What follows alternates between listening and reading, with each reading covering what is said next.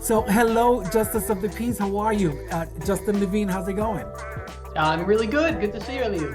Good, thanks. Thanks for being our profile today. So, tell me, what made you decide to become a Justice of the Peace? Yeah, absolutely. So I started out as a one-day officiant. I had two friends who were getting married, two women who were both very good friends of mine. They'd known me equally, and they were deciding, whose wedding party should I be in, and they decided to just put me right in the middle and have me officiate. And it was a fantastic experience. I loved officiating their wedding. It was a really beautiful one.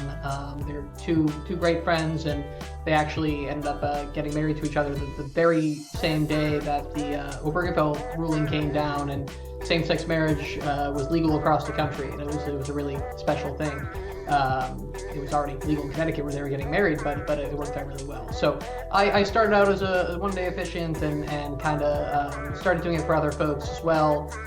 Had some other friends who asked me to officiate for them, and I realized I had a knack for it. I enjoyed it. It was wonderful to do, and I decided to pursue being a justice of the peace. And there was a vacancy in Cambridge. I applied and was able to successfully become a justice, and have been able to continue being a justice now that I live in Lowell. So it's been great. Awesome. Thank you for that. Tell us about your work or other activities outside of being a JP. Yeah, absolutely. So I'm a chief of staff to the mayor in Newburyport, Massachusetts. I work in municipal government, used to work for the state, and municipal government's a good time. And I work closely with our city clerk's office, so I get to see a lot of weddings taking place here. That's fun. Yeah, I love working in different towns, and I've been in Newburyport for about a year, and it's a great experience. Awesome. So, Justice Levin, if you were in charge, what would you do to improve marital process for couples? Yeah, I was thinking about this. So I got married in August, which is great. Congratulations. Yeah, so I've now been on both sides of this whole marriage thing, both marrying people and being married myself. And I'd pass a law saying that couples have to spend 10% of their time planning for their wedding thinking about the ceremony, because I can't actually mandate that, and I wouldn't as someone who doesn't believe in authoritarian government. But I'm somewhat joking here, but it is true that a lot of couples just don't think about the ceremony. They think about the napkins and the music and everything else.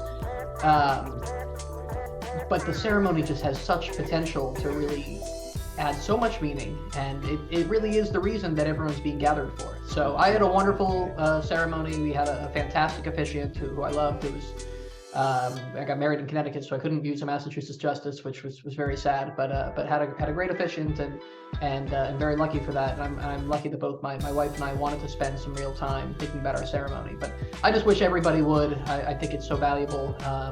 And if they were to think a little more about their ceremony, I'm sure a lot more of them would choose Massachusetts Justice of the Peace. All right, that's a good one. Thanks. Where would you like to travel in the world? Yeah, I mean, there's so much of the world I haven't seen. I really should pick somewhere new. I'd love to go to Brazil someday. I'd love to go to Asia. I've spent some time in Asia, but not nearly enough. I'd love to see more of the world, but we did our honeymoon in Provence and Italy, and I really would just go back to Provence any day. So I'll do the hybrid answer of so many places to explore, but also just send me back to Provence. Awesome. So tell me, what do you enjoy most about being a Justice of the Peace, and what do you enjoy least? Yeah, I mean,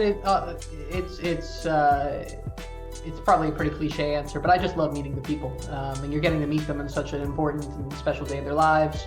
It feels so good to be able to make their dream ceremony happen. I really enjoy that.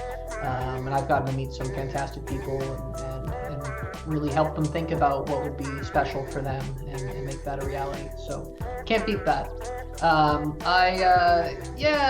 It's probably a cliche answer too, but what I don't like, it's never fun to have couples who are late. It's never fun to have couples who aren't very thoughtful about what they want for a ceremony. I don't love when I'm just there to sign paperwork. It doesn't feel great to me. I'd much rather be a justice who can help make a special day a little more special. Good answer. Do you have any advice for us, the MJPA Board of Directors, on any topic? Oh, no, I would just, I love the ideas that you've had recently about doing some stuff regionally. That's something we tried to do back when I was on the board. I think it's fantastic. Um, and yeah, I mean, just focus on the work of supporting justices. We've got a lot of new justices coming in that might not know as much, and whatever education work can be done for them, it's great. It's a really good group of people, and I'm glad I've been able to be a member. Good, thanks. What advice would you give to couples? Yeah, so I've only done one wedding now since being a married justice myself. So I've always tried to abstain from any advice about marriage or anything else. But my advice has always been about the wedding day and building a ceremony, and just tried to say, think about what would be special to you. This is your ceremony. It's yours. It's your marriage. It's yours to make special the way you want it to be. And I'm here to help make that happen. So, the advice has been to think about what kind of ceremony you want, and I do advise whenever folks are comfortable to write their own vows. I do think that's really special. I'm always happy to help. I'm always happy to make sure they're actually vows and not just lists of things they like about the other person, that they really are a promise about what they commit from this day forward as a part of their relationship. But I do believe in writing their own vows, and I think that's something that's really special. Awesome. Tell us about a meaningful wedding that you performed. Oh, that's a great question. Yeah, so I mean, obviously the first one was very special to me. I've gotten to do a few for friends, and that's always great. One that really sticks out to me is I had two friends who got married during COVID. They had a 25-person ceremony, really tiny. They were planning on doing a giant ceremony in Vermont, but instead had to do something small outside. September 2020. Just gathered some people by the coast and were able to do something, and it was such a bright moment during a really dark time, and to be able to share it with close friends was amazing.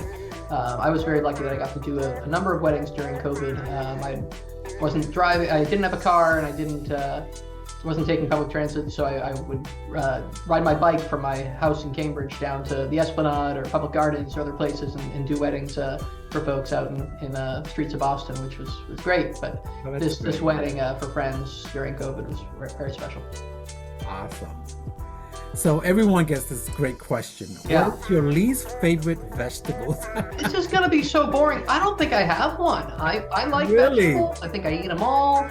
I think there's a way to make any vegetable taste good. Of course, the corollary is there's a way to make any vegetable taste bad, but I try to abstain from that. I've got a number of food allergies, mostly from like stone fruits and things. So I try to, if I can eat a food, I try to like it and try to find a way to enjoy it. So that's Good. either way of avoiding the question or offering some words of wisdom. Awesome. Justin Levine, anything you like to add in? No, just if you're part of this club as a Justice of the Peace in Massachusetts, just you're a lucky person. Have awesome responsibilities, and glad to be able to call you a colleague. And look forward to meeting all of you soon. Well, thank you so much. Great, thanks for doing this.